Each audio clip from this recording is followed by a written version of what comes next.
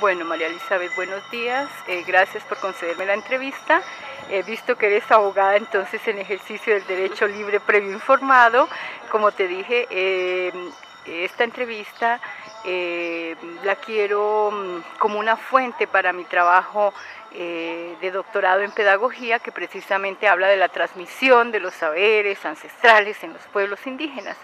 Y en ese proceso de transmisión, pues tú eres hija de una lideresa del pueblo sicuani.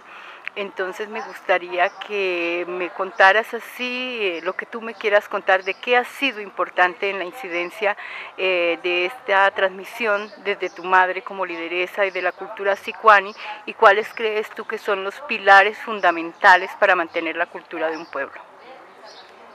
Bueno, pues yo desde pequeña siempre he tenido esa formación de parte de mi madre como lideresa sicuani. Ella es lingüista y ella es investigadora y ella, mejor dicho, ha trabajado muchísimo con mi pueblo, con el pueblo sicuani. ¿Cuántos años tiene tu mamá? Mi mamá tiene 58 años. ¿Y tú? 26. ¿Y eres hija única o hay más? No, los tres hermanos, somos dos hombres y yo soy la menor. ¿Y todos han seguido trabajamos trabajando con la comunidad? Sí, mi hermano mayor es maestro de una comunidad del resguardo Vigía, allá en Arauquita. Mi otro hermano trabaja ahí en las Catidar de allá de Arauca también, porque mucho tiempo estuvimos viviendo allá. El liderazgo de mi mamá ha sido en todo el territorio colombiano, no necesariamente en el pueblo sicuani. Ha estado con los uvas, ha estado acompañando a los del Casanaria, los Sáliva, los sicuani, en todas partes. ¿Tu mamá habla sicuani? Sí, mi mamá sí habla sicuani. ¿Y tú hablas, tus hermanos hablan sicuani? Mi hermano mayor, como hubo una reconexión con la comunidad, porque nosotros nos criamos con mi abuelita, pero nosotros crecimos con mi abuelita y nosotros le entendíamos todo, porque mi abuela no habla español. Castellano. Mi abuela no habla. ¿Y cuántos años tiene tu abuelita? Ahorita ya tiene 84 años. ¿Y vive todavía con ustedes? Sí, ella vive ahorita en Puerto Carreño porque no ha querido irse de ahí. No ha querido irse allá de donde nosotros estábamos. Nosotros crecimos con mi abuelita, pero por el trabajo de mi mamá, yo a los 10 años tuve que irme con ella a trabajar a nivel nacional, donde ella trabajaba. En Arauca, ella trabajaba en Arauca y después nos fuimos para el territorio UBA. ¿Y tú no hablas sicuani? No, yo entiendo, como yo crecí con mi abuelita y mi abuelita todo lo que mi abuelita, los regaños, tenía que aprenderlos. Siempre ¿Y por qué crees que no hablas? Por eso también, por el trabajo, como la desvinculación que hubo con mi abuelita, porque nosotros hablábamos, entendíamos y hablábamos algunas palabras, pero precisamente el trabajo de mi mamá, los líderes tienen que hacer un gran sacrificio, que es sacrificar a sus hijos. Y muchas veces el trabajo de mi mamá no permitía que ella estuviera mucho tiempo con nosotros. Y nosotros estábamos con mi abuelita y ahí estábamos bien, pero por el trabajo y porque era muy lejos, mi mamá no nos podía dejar. Tuvimos que mi mamá nos llevó a Arauca y ya en Arauca nos colocó en un colegio de blancos, todo de blancos, influyó la educación. Y ahorita que tú eres ya más grande, ¿no estás haciendo ningún esfuerzo por aprender la lengua? Sí, esa es la idea. Ahorita ya en mi proceso ya cuando ya terminé la universidad, me fui a trabajar en el resguardo de Homoplanas.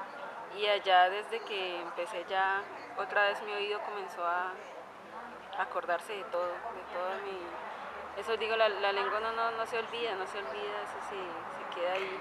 Bueno, y entonces, ¿cuáles ya en este proceso de madurez que tú tienes de mujer lideresa también, cuáles crees que son los pilares fundamentales para mantener viva una cultura? Para mantener viva una cultura, tu espiritualidad, tu formación, de ser consciente tú de tu identidad y de que todas las costumbres, así yo no haya crecido dentro del ¿Y cómo se transmite eso? ¿Cómo se transmite eso? Siempre cuando me desarrollé, mi mamá me hizo el rezo del pescado. O sea, cuando pasas el rito de pasar de la adolescencia de niña a mujer. Sí, mi mamá el rito del pescado. Sí, mi mamá me hizo el rezo del pescado. Mi tío me acompañó en eso, mi tío es médico tradicional Hicimos entre los tres el rezo del pescado.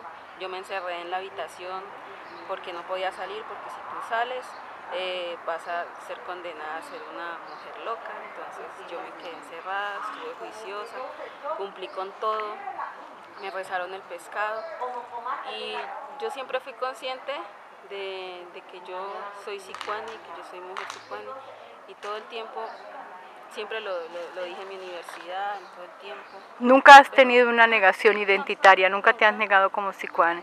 Entonces decíamos los elementos para transmitir esos saberes, ¿no? Uno, la espiritualidad a través de la ceremonia, los ritos. La práctica de la creencia, la práctica de nuestros conocimientos. Y yo siempre he comido manioc. La alimentación.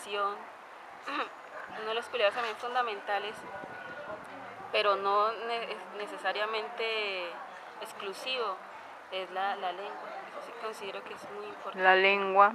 La lengua, la espiritualidad, la práctica de tus conocimientos tradicionales, la alimentación. Eso es lo que, y el reconocimiento de tu pueblo. Tu pueblo mismo te reconoce, tu pueblo mismo dice, allá va mi prima, allá va... Nosotros somos de familias extensas, y entonces siempre nos identificamos por el apellido. El mío es Jiménez, allá hay Gaitán, allá todos somos una... Y bueno, ¿y cuál es tu compromiso de tu profesión como abogada y como mujer joven para la...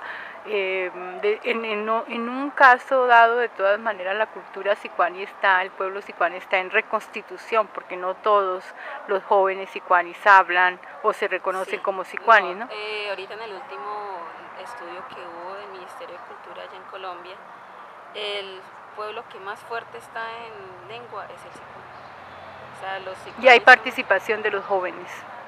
Los jóvenes, bueno, hay siempre una debilidad porque ya están llegando a la colonización y los jóvenes ya están viendo ese nuevo mundo.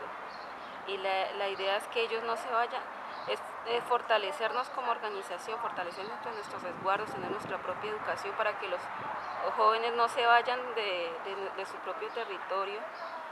Precisamente en mi condición mi mamá tuvo que sacarnos, o sea, destetarnos de nuestra abuelita por la educación.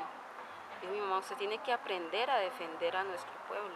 Algunos tenemos que salir de ahí para poder defender a nuestro pueblo, porque si todos ahí vamos a estar, ¿quién nos va a defender cuando lleguen? Ahorita hay un conflicto por eso en el resguardo, porque han estado tan aislados que llegan y ahí sí ya no hay nadie preparado para poder defender. Bueno, y tú haces parte, ¿no?, de la Mesa Nacional de Educación de los Pueblos Indígenas. ¿Has participado en algún debate? Yo como mi mamá sí hace parte de la Mesa de Educación y yo como ella siempre la he acompañado a esos espacios. Yo siempre he estado activa en esos espacios, pero más pasiva, pero siempre he estado informándome de todos los procesos, he estado siempre pendiente de todo. ¿Y cómo ves ese proceso ahorita en Colombia? ¿De la educación? Sí, de los pueblos indígenas. La educación ahorita en los pueblos indígenas está... ¿Se habla de educación propia o se habla de educación intercultural? Educación propia. El CEIP está enmarcado... ¿Y cuáles son los parámetros para esa educación propia? ¿Conoces? Los parámetros. Sí, los puntos en discusión de los pueblos indígenas para la negociación con el gobierno respecto a la educación propia. No conozco mucho del tema, pero sí lo poco que he escuchado es que hay una discusión entre lo enajenado y lo que tú te has apropiado. O sea, los pueblos indígenas de una u otra forma nos hemos apropiado de cosas que nos sirven de la cultura blanca. Eso es lo enajenado. Y hay algo que es lo propio que nunca podemos dejar. Nuestras prácticas, nuestra medicina, todo eso no lo podemos dejar. Entonces es como unir esas dos cosas, a ver qué me sirve de la educación blanca y cómo lo puedo complementar con lo propio. Pero no hay aún mallas curriculares de algún pueblo que tú conozcas que ha implementado ya una malla curricular de educación propia. Sí, yo tengo entendido que los subas de Arauca, sí, los de Ascatear, sí ya tienen su malla curricular, los del Vigía, pero así conocimiento a profundidad del tema de educación. Bueno, Un mensaje para los jóvenes y las jóvenes indígenas que han perdido su cultura y que están totalmente con una ruptura identitaria fuerte, ¿tú qué les dirías? Los jóvenes que estén Aquí en México yo me he encontrado con muchos jóvenes que aún niegan su identidad indígena, ¿no? Entonces, ¿tú qué les dirías a estos jóvenes? Es que si tú vas digo yo, es que tú naces con eso, tú lo llevas en la sangre. Sí, pero se niega porque vienen discriminados, porque vienen excluidos, ¿no? Y entonces, sobre todo en las épocas del bachillerato, muchos han confesado que niegan esa identidad indígena. Pues yo afortunadamente nunca sufrí. Por eso, y entonces el mensaje, ¿tú qué les dirías a ellos? Pues que defiendan su identidad.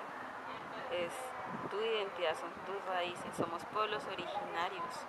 A nosotros no nos pueden rechazar o discriminar, no sé. O sea, ¿y cómo harían para reconectarse con esa? Regresar a tus abuelos, regresar a tu territorio, a tu pueblo, ir a una comunidad, vivir allá. Ahí tú te reconectas con tu pueblo. Solamente no importa los años que tengas. No importa los años que tengas. Si tus abuelos, tus ancestros, tu familia, y si no tienes familia o no tienes abuelos o todos ya son producto de la reducción, ve a un pueblo, identifícate y verás que la sangre llama y ellos te reconocen. Y en el proceso de aculturización religiosa existe el rito católico de todas maneras dentro de las comunidades, ¿no? En mi pueblo, en algunos territorios sí, en otros todavía no han entrado. Hacen prácticas religiosas católicas. No. ¿Tú en tu caso? No. Yo no, bueno, a mí sí me bautizaron, porque mi mamá cuando en el momento fue producto de las reducciones. Cuando ella terminó su colegio, bueno, ella nos tuvo y todo, pero ella estuvo en un proceso de reconstitución de su identidad cuando comenzó a trabajar con las comunidades indígenas y llevaba a mi abuelita. Mi abuelita nunca fue producto de las reducciones, mi mamá sí. Y tu mamá estudió en la universidad, ¿no? Sí, me dices que es lingüista. Lingüística. Y ella, allá ya cuando comenzó a volver otra vez a la comunidad, otra vez volvió a reconectar su identidad, y la masacre de Planas fue definitiva para la lucha de ellas. ¿Cuántos indígenas, cuántas poblaciones terminaron?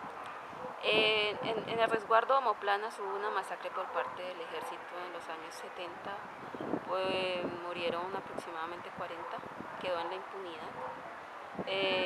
Uno de los sobrevivientes mataron al hermano mayor de mi mamá.